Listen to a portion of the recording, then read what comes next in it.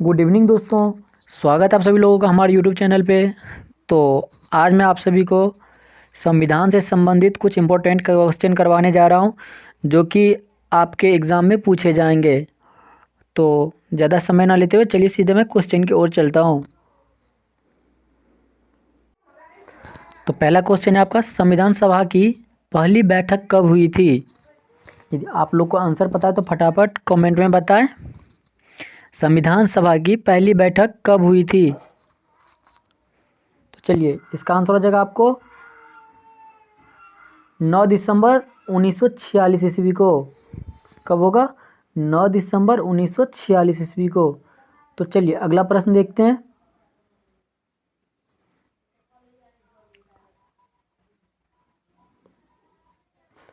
अगला प्रश्न है आपका, आंध्र प्रदेश राज्य का गठन किस वर्ष किया गया? प्रश्न है, आंध्र प्रदेश राज्य का गठन किस वर्ष किया गया? तो चलिए इसका आंसर हो जाएगा आपको इसका आंसर हो जाएगा आपको 1953 ईस्वी को। आंसर हो जाएगा 1953 ईस्वी। चलिए अगला प्रश्न देखते हैं। अगला प्रश्न है आपका, मतदाता दिवस कब मनाया जाता है? अगला प्रश्न है आपका, मतदाता दिवस कब मनाया जाता है? यदि आप लोग को आंसर पता है तो फटाफट आंसर बताएं। तो चलिए इसका आंसर हो जाएगा आपको 25 जनवरी को। कब मनाया जाता है? 25 जनवरी को।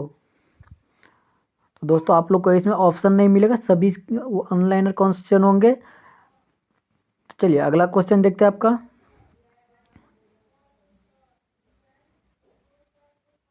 अगला क्वेश्चन है आपका, संविधान सभा की प्रथम बैठक के अध्यक्ष कौन थे? यदि आप लोग को आंसर पता है तो फटाफट कमेंट में बताएं। अगला प्रश्न है आपका, संविधान सभा की प्रथम बैठक के अध्यक्ष कौन थे? तो चलिए इसका आंसर हो जाएगा आपको सच्चिदानंद सिन्हा। क्या हो जाएगा? सच्चिदानंद सिन्हा। चलिए अगला प्रश्न देखते हैं आपका। तो अगला प्रश्न है आपका, भारत सरकार का लेखांकन का कार्य कौन करता है? प्रश्न है आपका, भारत सरकार का लेखांकन का कार्य कौन करता है? यदि आप लोग को आंसर पता है तो फटाफट कमेंट में बताएं। तो चलिए इसका आंसर हो जाएगा आपको महालेखाकार। क्या हो जाएगा? महालेखाकार। चलिए अगला प्रश्न देखते हैं। अगला प्रश्न है आपका, कारगिल दिवस का गठन किस वर्ष हुआ? प्रश्न है आपका, कारगिल दिवस का गठन किस वर्ष हुआ? तो चलिए इसका आंसर हो जाएगा आपको 26 जुलाई को।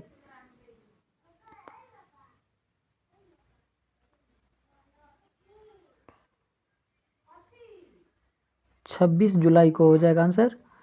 चलिए अगला प्रश्न देखते हैं।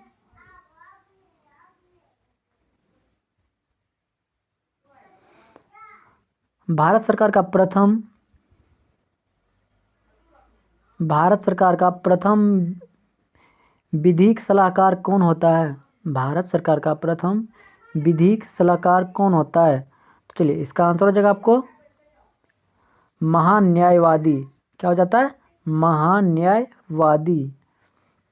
चलिए अगला प्रश्न देखते हैं। अगला प्रश्न है आपका, उद्देशिका प्रस्ताव किसने प्रस्तुत किया? यदि आप लोग को आंसर पता है तो कमेंट में बताएं। उद्देशिका प्रस्ताव किसने प्रस्तुत किया? चलिए इसका आंसर हो जाएगा आपको पंडित जवाहरलाल नेहरू। क्या हो जाएगा? पंडित जवाहरलाल नेहरू। चलिए अगला प्रश्न देखते हैं आपका। अगला प्रश्न है, प्रधानमंत्री के कर्तव्य का उल्लेख किस अनुच्छेद में है? प्रधानमंत्री के कर्तव्य का उल्लेख किस अनुच्छेद में है? चलिए इसका आंसर हो जाएगा आपको अनुच्छेद 78। क्या हो जाएगा? अनुच्छेद 78। चलिए अगला प्रश्न देखते हैं। अगला प्रश्न है, भारत में संविधान सभा का निर्माण का आधार क्या था? भारत में संविधान सभा का निर्माण का आधार क्या था? यदि आप लोग को आंसर पता है तो फटाफट कमेंट में बताएं। तो चलिए, इसका आंसर हो जाएगा आपको कैबिनेट मिशन योजना। क्या था? कैबिनेट मिशन योजना, जो कि 1946 में हुआ था।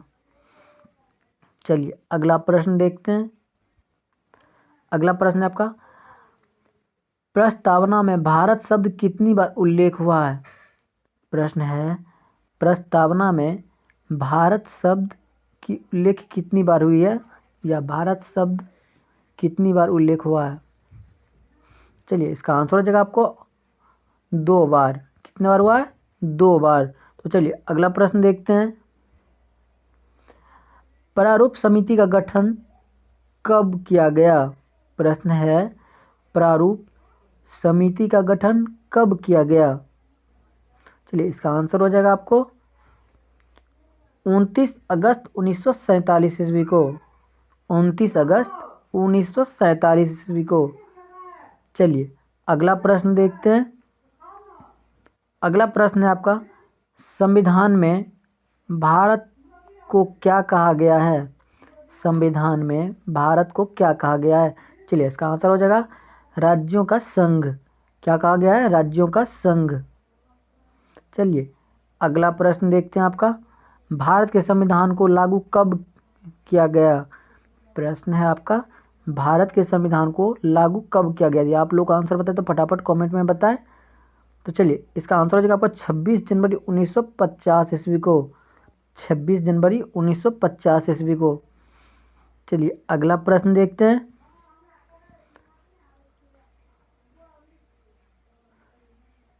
चलिए अगला प्रश्न है आपका,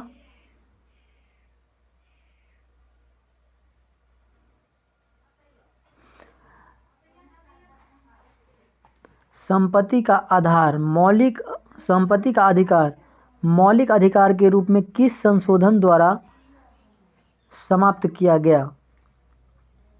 प्रश्न है आपका, संपत्ति का अधिकार मौलिक अधिकार के रूप में किस संशोधन द्वारा समाप्त किया गया? यदि आप लोग को आंसर पता है तो कमेंट में बताएं। चलिए, इसका आंसर हो जाएगा आपको 44वें संविधान संशोधन द्वारा। आंसर हो जाएगा 44वें संविधान संशोधन द्वारा। चलिए अगला प्रश्न देखते हैं आपका।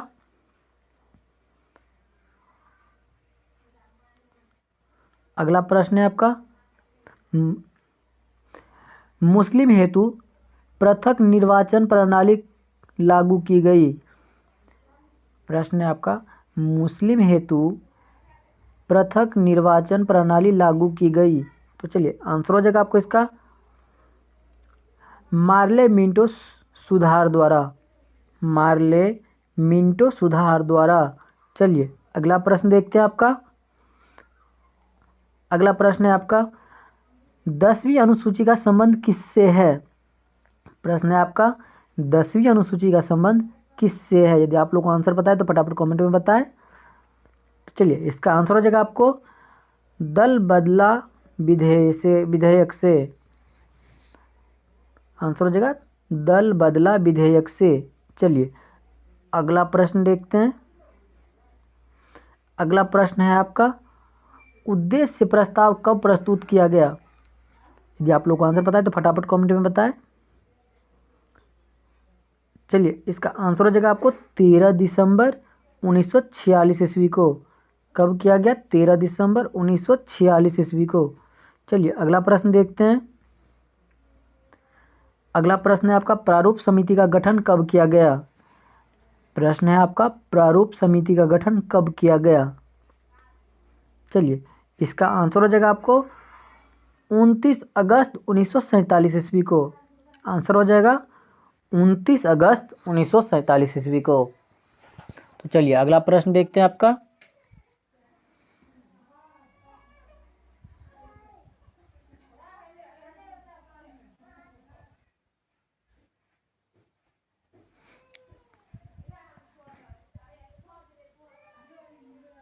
चलिए अगला प्रश्न है आपका, नगर पालिकाओं को संवैधानिक मान्यता किस संशोधन द्वारा प्रदान की गई है? नगर पालिकाओं को संवैधानिक मान्यता किस संशोधन द्वारा प्रदान की है? तो चलिए इसका आंसर हो जाएगा आपको 74वां संविधान संशोधन द्वारा। आंसर हो जाएगा 74 संविधान संशोधन द्वारा। चलिए अगला प्रश्न देखते हैं आपका।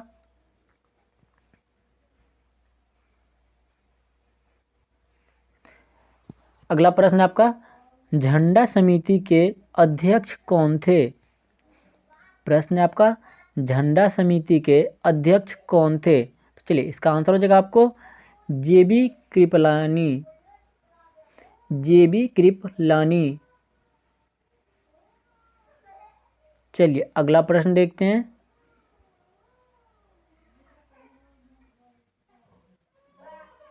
अगला प्रश्न है आपका, धार्मिक स्वतंत्रता का अधिकार किस अनुच्छेद के अंतर्गत आता है?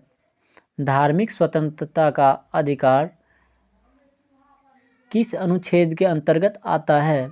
चलिए इसका आंसर हो जाएगा आपको अनुच्छेद 25। क्या हो जाएगा? अनुच्छेद 25। चलिए अगला प्रश्न देखते हैं। अगला प्रश्न है आपका, पंचायती राज दिवस कब मनाया जाता है? पंचायती राज दिवस कब मनाया जाता है? तो चलिए इसका करेक्ट आंसर हो जाएगा आपको 24 अप्रैल को। कब मनाया जाता है? 24 अप्रैल को, जो कि हाल ही में हुआ है बिहार में। तो चलिए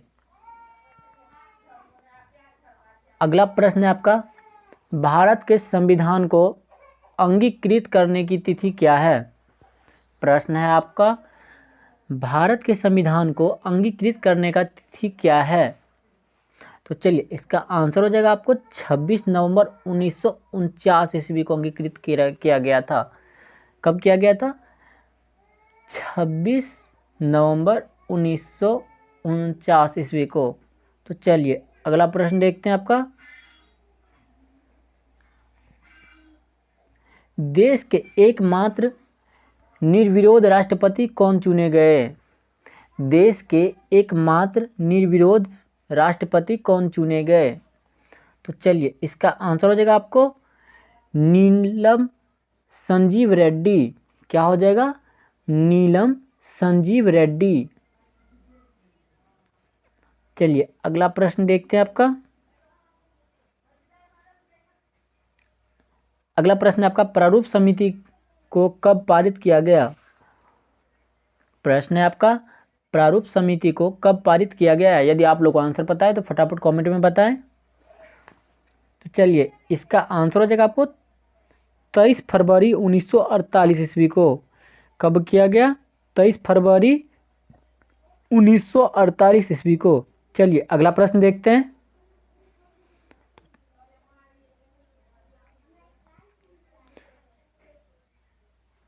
तो अगला प्रश्न आपका, पॉकेट वीटो का इस्तेमाल किस राष्ट्रपति ने किया?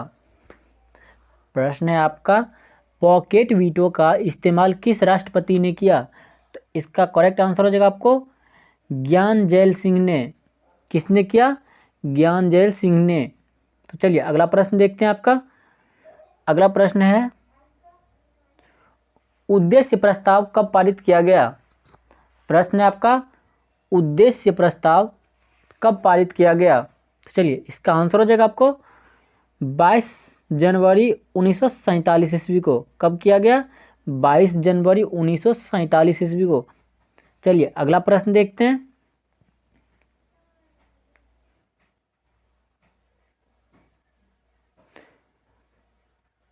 भारत में जनहित याचिकावाद किसे कहा जाता है?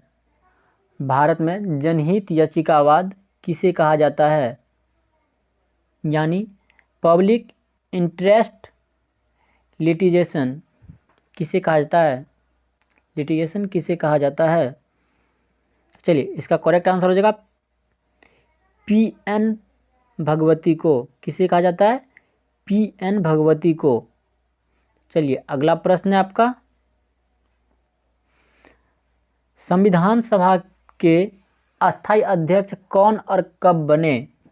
संविधान सभा के अस्थायी अध्यक्ष कौन और कब बने? यदि आप लोग को आंसर पता है तो फटाफट कमेंट में बताएं। तो चलिए इसका करेक्ट आंसर हो जाएगा आपको डॉक्टर राजेंद्र प्रसाद, जो कि 11 दिसंबर 1946 ईस्वी को बनाए गए थे। चलिए अगला प्रश्न है आपका,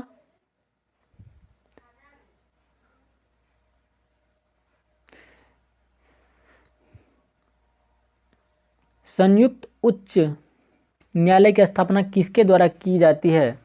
संयुक्त उच्च न्यायालय की स्थापना किसके द्वारा की जाती है? तो चलिए इसका करेक्ट आंसर हो जाएगा आपको संसद द्वारा। क्या हो जाएगा? संसद द्वारा। चलिए अगला प्रश्न है आपका, संविधान सभा के प्रारूप समिति के अध्यक्ष कौन थे? संविधान सभा के प्रारूप समिति के अध्यक्ष कौन थे? तो चलिए इसका करेक्ट आंसर हो जाएगा आपको डॉक्टर भीमराव अंबेडकर। इसका आंसर तो आप सभी को पता ही होगा, डॉक्टर भीमराव अंबेडकर। तो चलिए अगला प्रश्न है आपका, संविधान सभा के उपाध्यक्ष कौन थे? यदि आप लोग को आंसर पता है तो फटाफट कमेंट में बताएं, संविधान सभा के उपाध्यक्ष कौन थे? तो चलिए इसका करेक्ट आंसर हो जाएगा आपको H.C. मुखर्जी। क्या हो जाएगा? H.C. मुखर्जी। चलिए अगला प्रश्न देखते हैं आपका,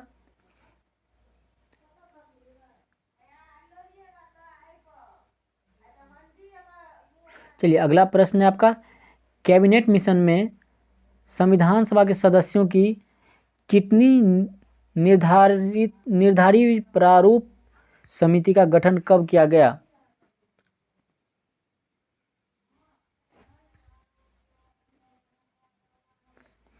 प्रश्न है आपका, कैबिनेट मिशन में संविधान सभा के सदस्यों की संख्या कितनी निर्धारित प्रारूप समिति का गठन कब किया गया? चलिए इसका आंसर हो जाएगा आपको, इसका गठन किया गया था 29 अगस्त 1947 ईस्वी को। कब किया गया था? 29 अगस्त 1947 ईस्वी को, जिसमें सदस्यों की संख्या 389 थी। चलिए अगला प्रश्न है आपका,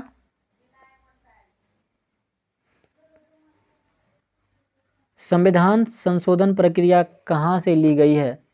संविधान संशोधन प्रक्रिया कहाँ से ली गई है? तो चलिए इसका करेक्ट आंसर हो जाएगा आपको दक्षिण अफ्रीका से। कहाँ से? दक्षिण अफ्रीका से। चलिए अगला प्रश्न देखते हैं आपका, अगला प्रश्न है आपका, संविधान निर्माण के समय संविधान में कितनी अनुसूचियां थी? प्रश्न है आपका, संविधान निर्माण के समय में संविधान में कितनी अनुसूचियां थी? चलिए इसका करेक्ट आंसर हो जाएगा आपको ऑप्शन, या तो इसमें होगा नहीं, तो इसका आंसर हो जाएगा आपको 8 अनुसूचियां थी। तो चलिए आज का प्रश्न यहीं तक रहेगा। चलिए अगला प्रश्न है आपका, जो कि आप लोगों को कमेंट में बताना है इसका आंसर। तो चलिए क्वेश्चन है आपका, मूल कर्तव्य किसकी अनुशंसा पर जोड़े गए थे? प्रश्न है आपका, मूल कर्तव्य किसकी अनुशंसा पर जोड़े गए थे? तो चलिए इसका आंसर आप लोग को कमेंट में बताना है। तो आज बस इतना ही, गुड नाइट। तो चलिए यदि आप लोग चैनल को सब्सक्राइब नहीं किए हैं तो प्लीज़ सब्सक्राइब कर लीजिए और लाइक भी कर दीजिएगा। Thank you for watching.